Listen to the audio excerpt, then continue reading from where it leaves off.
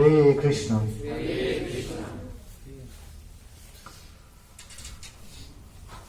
ओम नमो भगवते वासुदेवाय।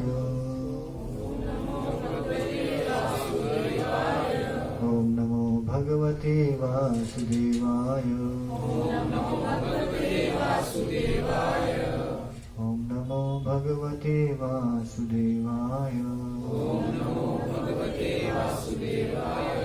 ओम अज्ञानतिमिरन्धस्य ज्ञानाञ्जनशलाकया चक्षुर्मिलितं येन तस्मै श्रीगुरुवे नमः। श्रीचैतन्यमनोभीष्टं स्थापितं येन भूतले स्वयंरूपकदा मह्यं ददाति स्वपदान्तिकं। वन्देऽहं श्रीगुरोः श्रीयुतपदकमलं श्रीगुरून् वैष्णवांश्च। श्रीरूपं साग्रजातं सहगण रघुनाथान्वितं तं सजीवम् साद्वैतं सावधूतं परिजनसहितं कृष्ण चैतन्य देवं। श्री राधा कृष्ण पादान् सहगण ललिता श्री विशाखान्वितंश्च। नमो विष्णुपादाय कृष्ण पृष्ठाय भूतले श्रीमते भक्तिवेदांत स्वामिनिति नामिने। नमस्ते सरस्वती देवी गौरवाणी प्रचारिणे निर्विशेष शून्यवादी पाश्चात्य देश तारिणे। हे कृष्ण करुणा सिंधु दीनबंधु जगतपते गोपेश गोपिका कांत राधा कांत नमोस्तुते। तप्त कांचन गौरांगी राधे वृंदावनेश्वरी वृषभानुसुते देवी प्रणमामि हरिप्रिये। वाञ्छा कल्पतरुभ्यश्च कृपा सिन्धुवैव च पतितानां पावनेभ्यो वैष्णवेभ्यो नमो नमः। नमो महावदन्याय कृष्ण प्रेम प्रदायते कृष्णाय कृष्ण चैतन्य नाम्ने गौरतसे नमः। जय श्री कृष्ण चैतन्य प्रभु नित्यानंद श्री अद्वैत गदाधर शिवासादि गौर भक्तवृंद। हरे कृष्णा कृष्णा कृष्णा हरे हरे हरे राम राम राम हरे हरे। हरे कृष्णा। ये जगह किसके लिए छोड़ा है? कोई बुकिंग करके गया क्या? अच्छा कीर्तन कर रहे थे। जो पीछे वाले हैं उठ के आगे आ जाएंगे।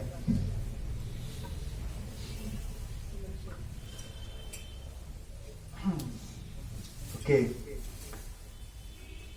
पिछली बार कौन कौन आया था? लास्ट क्लास में कौन कौन था? बस 5 लोग। संडे को कौन कौन आया था? लास्ट संडे कौन कौन आया था? कौन नहीं आया था? ओके, 50-50 लग रहा है।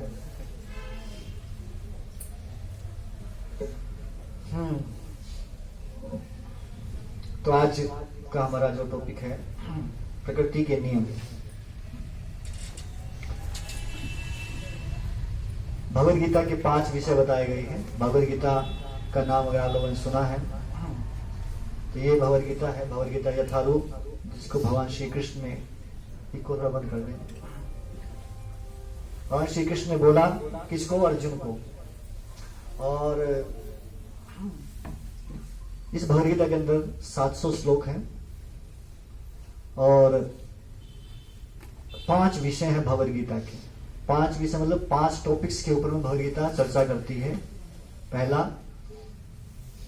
जीवात्मा, दूसरा परमात्मा, तीसरा प्रकृति, चौथा काल, 5वां कर्म। ये 5 सब्जेक्ट मैटर्स हैं भगवद गीता के समझने के लिए। और इसमें आप देखोगे तो आत्मा फिक्स है, आत्मा चेंज नहीं होता, परमात्मा भी चेंज नहीं होता, और प्रकृति को भी चेंज करने की पावर हमारे पास नहीं है, ना ही हम समय को बदल सकते हैं। तो चेंज क्या किया जा सकता? केवल कर्म, और वो हमारे हाथ में है। और जैसा कर्म करेंगे उसी के अनुसार हमें उसका रिजल्ट मिलेगा। तो ये प्रकृति के नियम हैं जिसके आधार पर हमें हमारे कर्मों का फल मिलता है। लेकिन एक प्रकृति नियम जो है बहुत सूक्ष्म है, हमें दिखाई नहीं देता, पता भी नहीं चलता कि कैसे हम प्रकृति के 3 गुणों द्वारा बंधे हुए हैं। भौतिक प्रकृति के 3 गुण हैं, सतोगुण, रजोगुण, तमोगुण। और ये तीनों ऐसे कार्य करते हैं कि व्यक्ति को पता नहीं चल पाता कि हम कौन से गुण में हैं, जब तक कि वो ध्यान से उसके बारे में सोचे ना, तो पता नहीं चलेगा कहाँ हैं हम। और ये नियम जो है केवल मनुष्यों के लिए हैं और किसी के लिए नहीं है। 84 लाख प्रकार की योनियां हैं, उनमें से 4 लाख मनुष्यों की हैं। तो ये जो प्रकृति के नियम हैं ये लागू होते हैं हमारे ऊपर में। अच्छा या बुरा जो मिलेगा वो हमें। पशु पक्षी पेड़ पौधों के लिए कोई अच्छा बुरा है नहीं, क्योंकि कर्म योनि है मनुष्य की योनि, और बाकी जो भी शरीर प्राप्त होते हैं, योनियां प्राप्त हो रही हैं, उसको कहेंगे भोग योनि। तो वहां केवल अपने कर्मों का भोग करने के लिए व्यक्ति जाता है। मनुष्य योनि में कर्म करता है, यानी कि यहाँ पैसे कमाता है, जितना कमा लिया, बैंक बैलेंस ज्यादा हो गया तो ऊपर के लोगों को भेजेंगे जाओ थोड़ा खत्म करके आओ, तो वहां भोग करता है। फिर जब खत्म हो जाएगा तो ऊपर से नीचे फेंक देंगे, चलो वापस यहां नहीं रह सकते आप। और यदि कोई पाप करता है, मतलब लोन लिया चुकाया नहीं है, नेगेटिव में बैलेंस चला गया, तो उसको नीचे भेज देंगे, उससे काम करवाया जाता है जैसे, तो वहां उसको सजा दी जाएगी नरक में। फिर उसके बाद उसको ऊपर धीरे धीरे वो ट्रांसफर होके मनुष्य के रूप में फिर से आएगा। तो चाहे हम अच्छा कर्म करें या बुरा कर्म करें, हर एक व्यक्ति को अपने कर्मों के अनुसार फल भोगना ही पड़ेगा। तो हालांकि ये अच्छा और बुरा का नियम केवल मनुष्यों के लिए है, लेकिन जब वो दूसरी शरीर प्राप्त करते हैं, चाहे पशु पक्षी का, पेड़ पौधे का, तो उस शरीर के अनुसार भी उसको अपने अपने कर्म करने पड़ते हैं। जब हम चर्चा कर रहे थे, कोई पाप, अलग अलग पापों की अलग सजाएं हैं। हम चर्चा करते कि एक स्त्री थी जो खूब खाती थी, छुप छुप के खूब खाती, लेकिन किसी घर वाले को खाने को नहीं देती थी। तो उसको क्या बोला है कि तुम क्या बनो, चमगादड़, और अपना ही मल खाएगा। फिर तो हर एक पाप के लिए अलग अलग निर्धारित किया गया है, उस योनि में उसका भोजन वही होगा और उसको उसी में आनंद भी आता है। जब मान लो कोई सुअर की योनि में चला गया तो उसको आप हलवा दोगे तो उसको अच्छा नहीं लगेगा, हलवा खाना अच्छा लगेगा, घी का आइटम है तो, लेकिन मल देंगे खाने के लिए तो खूब खुश होकर खाएगा, हाँ ये अच्छा है, ये वाली चीज चाहिए मेरे को, तो क्योंकि उसका शरीर उसी हिसाब से बनाया गया है कि उसको उसके आधार पर वो करे। तो इस प्रकृति के जो नियम हैं वो हर जीवात्मा के ऊपर लागू होते हैं, और कोई व्यक्ति अगर किसी चींटी को भी मारता है, किसी छोटे से जीव को भी मारता है, तो उसका भी उसको पाप लगता है। आप जानते हैं कि हम डेली पाप कर रहे हैं। कौन है जो ये कहता है कि हम पाप नहीं करते? है कोई? अच्छा, कौन कहता है कि हम डेली पाप करते हैं?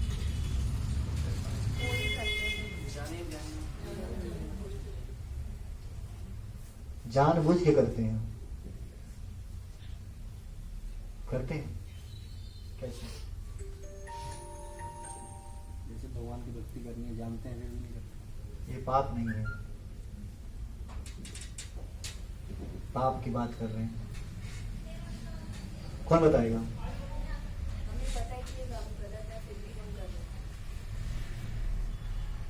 वो डेली तो नहीं होता फिर, लेकिन हम डेली कर रहे हैं। मैं ये कह रहा हूं कि हम डेली करते हैं। कुछ एक्टिविटीज ऐसी हैं जो हम डेली करते हैं और उससे दूसरे जीव मरते हैं। जब आप चलते हैं तो आपके पैर के नीचे कुछ दिखाई नहीं देता, वो बात अलग है, बट होता तो है। जब आप कुकिंग करते हैं तो उसके अंदर भी कुछ जीवाणु हैं जो मर जाते हैं। गर्म पानी कुछ गर्म करते हैं, उससे मर जाते हैं। यानी कि डेली हमारी एक्टिविटी, खाए बिना कोई रहता नहीं है, कुकिंग हर घर में होती है, चलता फिरता है, सांस लेते हैं तब भी कुछ मर जाते हैं। तो पाप हमसे होता रहता है। और इसीलिए क्या बताया है कि जब हम भगवान को भोग लगा के खाते हैं तो एक पाप तो हो रहा है हमारे से,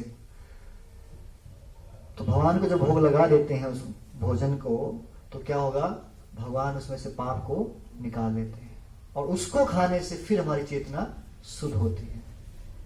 इसीलिए कहा जाता है कि भगवान को भोग लगा के खाना चाहिए, क्योंकि हम जाने अनजाने में पाप करते ही रहते हैं और उनसे छुटकारा कब मिलेगा, जब हम जो भी कुछ करते हैं भगवान को अर्पण कर दें। तो इसलिए भगवान कह रहे हैं, यत करोसि यद अस्नासि यद जुहिषि ददासि यत तपस्वी कौन्तेय तत् कुरु स मदर्पणम। हे अर्जुन, आप जो कुछ भी करते हो वो क्या करो, सब कुछ मेरे लिए करो, मुझे अर्पित करते हुए करो।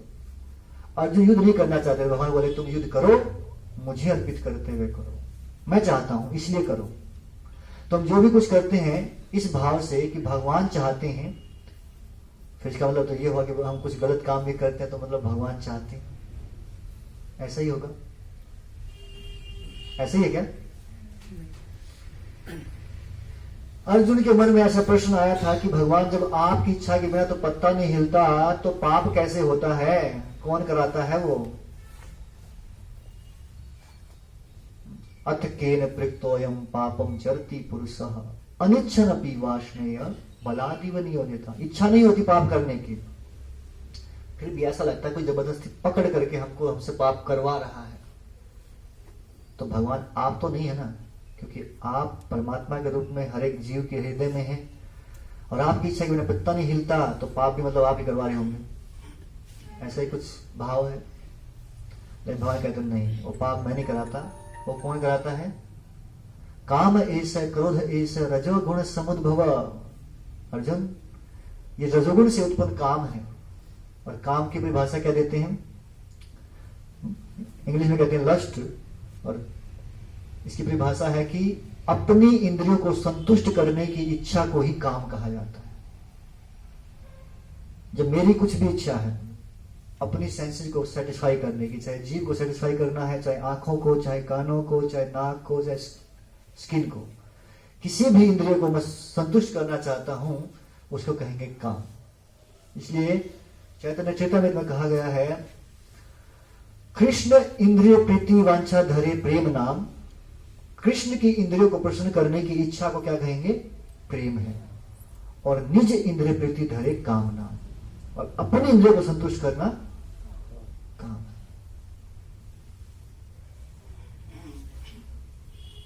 तो इस संसार में कोई भी व्यक्ति किसी दूसरे को कष्ट पहुंचाता है, कब?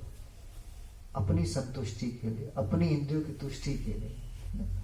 बड़ा अच्छा लगता है जब दूसरा व्यक्ति परेशान होता है, दुखी होता है, तो बड़ा खुश होते हैं अंदर से, हाँ अच्छा हुआ इसके साथ में।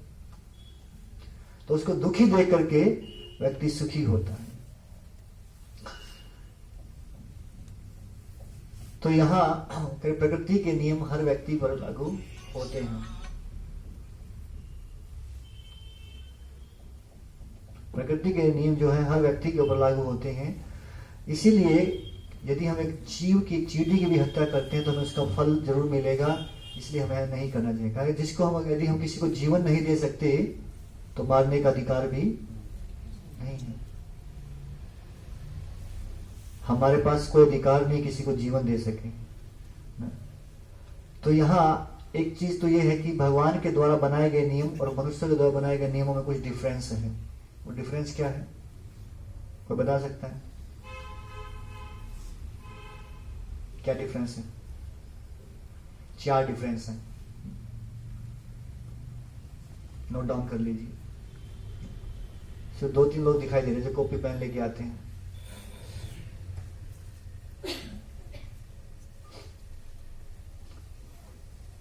हमेशा जब हम सुनने के लिए आ रहे हैं तो कॉपी पेन कुछ होना चाहिए, नोट डाउन करें, बाद में भूल जाएंगे क्या बताया था। अब अगली बार पूछा जाए क्या बताया था, नहीं बताया तो था, कुछ तो बताया था, पर वो क्या था याद नहीं आ रहा, बस तब भूल गए। लेकिन अगर नोट डाउन किया तो कम से कम देख करके व्यक्ति बता सकता है कि हाँ कुछ था।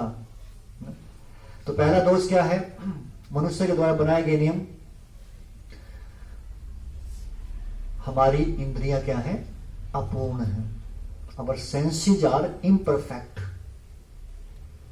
इसलिए जो रूल्स बनाए जाएंगे, नियम बनाए जाएंगे, वो भी क्या होंगे, इम्परफेक्ट होंगे।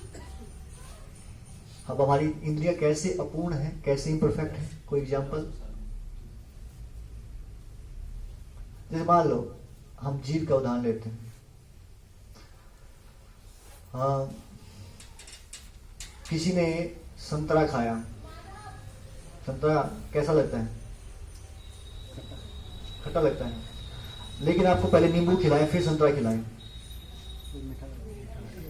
अरे ये तो गड़बड़ वाली बात है। संतरा अभी बोले खट्टा है, अभी बोले मीठा हो गया। इसका मतलब क्या है कि हमारी इंद्रियां अपूर्ण है, परफेक्ट नहीं है, वो गड़बड़ होता रहता है कुछ ना कुछ। अब जैसे आंखों का उदाहरण लीजिए, रेलवे स्टेशन पे कौन कौन गया है कभी, रेलवे ट्रैक को देखा है। रेलवे ट्रैक, जब रेलवे ट्रैक को देखते हैं तो कैसा दिखता है,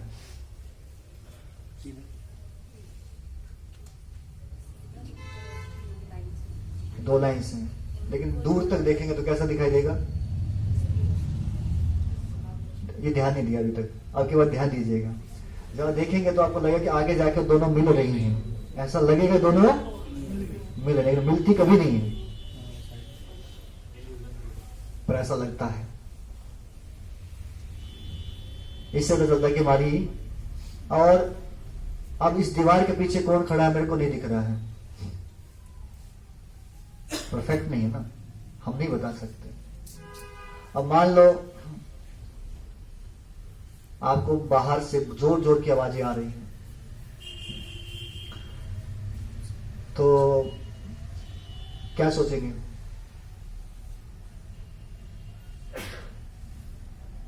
क्या सोचेंगे, सोचते रहिए फिर बताएंगे।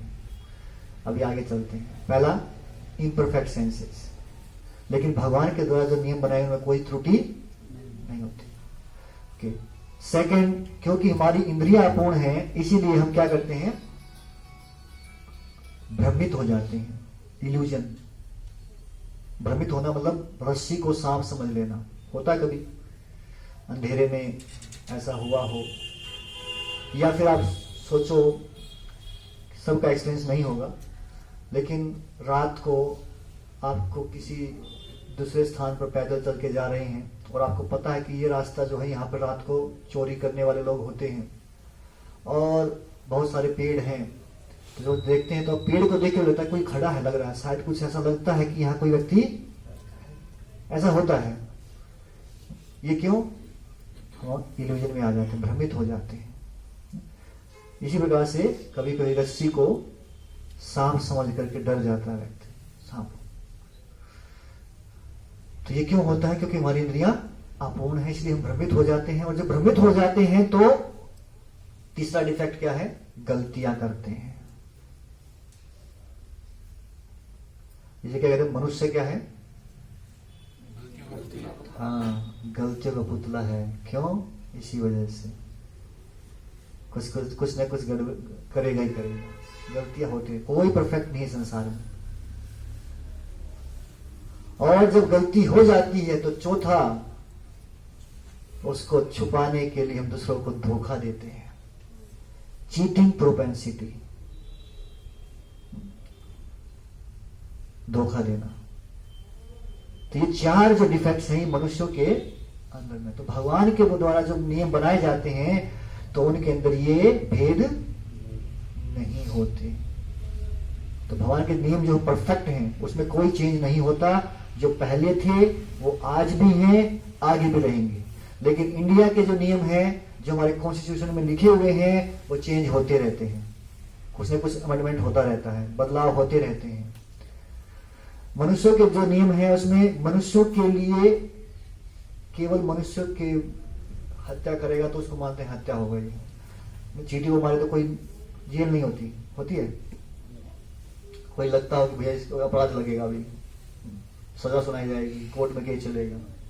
लेकिन भगवान के जो नियम है वो हर एक के लिए बराबर है, चाहे पशु हो चाहे मनुष्य, कोई पार्शियलिटी नहीं है भगवान के साथ।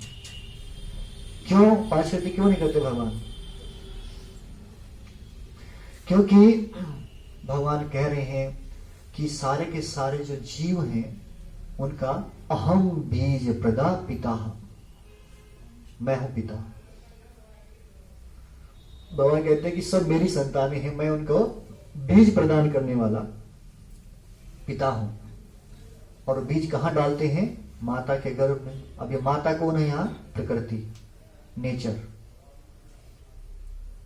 तो नेचर से ही अलग अलग प्रकार की ये ड्रेस, जैसे अलग अलग प्रकार के ड्रेस बनाए जाते हैं ना फैक्ट्री में, ऐसी नेचर क्या करती है? अलग अलग प्रकार के शरीरों का निर्माण करती है। ये कुत्ते का, बिल्ली का, मनुष्य का, देवता का, अलग अलग।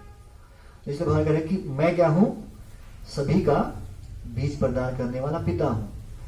अब एक पिता की दो संतानें हैं, एक थोड़ा सा पागल सा है, एक बहुत होशियार है। तो क्या पिता कभी चाहता है कि पागल को मार दे? कह रहे टेढ़ा है और मेरा है, ऐसे ना, चाहे जैसा भी है मेरा है। व्यक्ति को इतनी आसक्ति होती है अपने बच्चे से।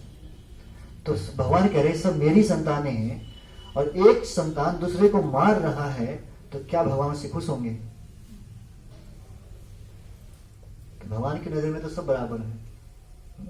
अगर उसको मारेंगे तो उसको भी क्या होगा?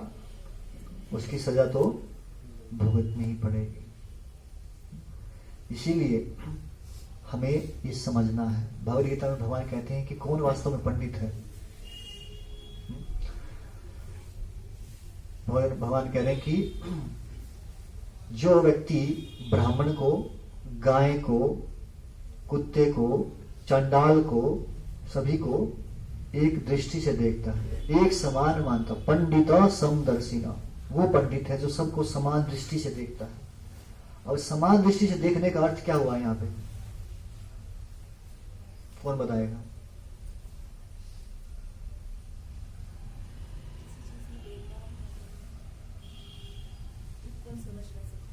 अब कैसे इको समझेंगे? एक गाय है, एक हाथी है, एक मनुष्य है, एक कुत्ता है, एक चंडाल है। चंडाल मतलब कुत्ता खाने वाला। तो कैसे एक दृष्टि से कैसे देखेंगे? उसको आत्मा के रूप में देखें, उसके अंदर जो स्थित परमात्मा उसको देखें। तो जो पंडित व्यक्ति है, पंडित का मतलब यहाँ पर महान भगवान का भक्त, वो क्या देखता है कि ये भी एक जीवात्मा है, इसके अंदर भी भगवान परमात्मा के रूप में विराजमान है, ये भी एक जीवात्मा है, शरीर अलग है पर उसके अंदर जीवात्मा और परमात्मा तो सबके अंदर में। तो भगवान सबके अंदर विराजमान है, इसीलिए वो किसी को हत्या नहीं करेगा, इसलिए किसी को नहीं मारेगा।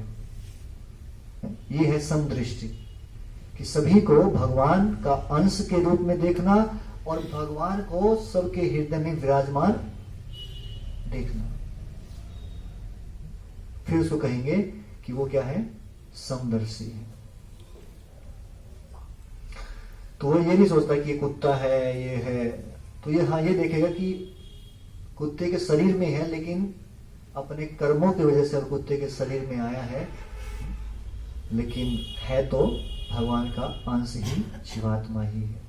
इसलिए वो इसमें अंतर नहीं करता, और क्योंकि वो अंतर नहीं करता इसलिए किसी की हत्या नहीं करता।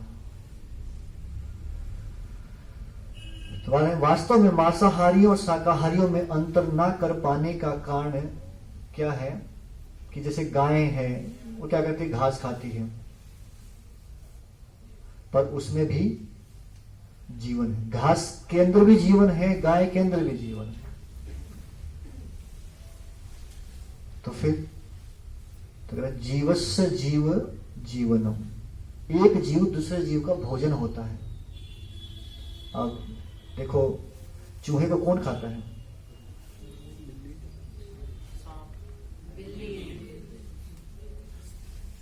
खाती है, सांप भी खाता है, लेकिन किसी को वो पाप लगता है इनमें से? नहीं, क्योंकि उनका भोजन है वो।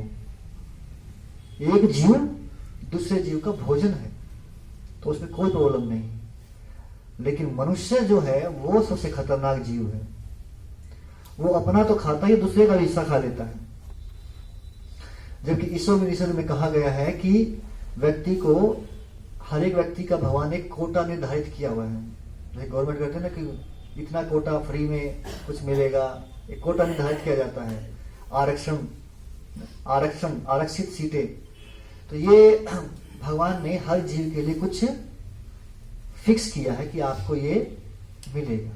लेकिन मनुष्य क्या करता है? दूसरे की प्रॉपर्टी को हथियाना चाहता है। क्यों? बहुत लालच, लोभ बहुत है,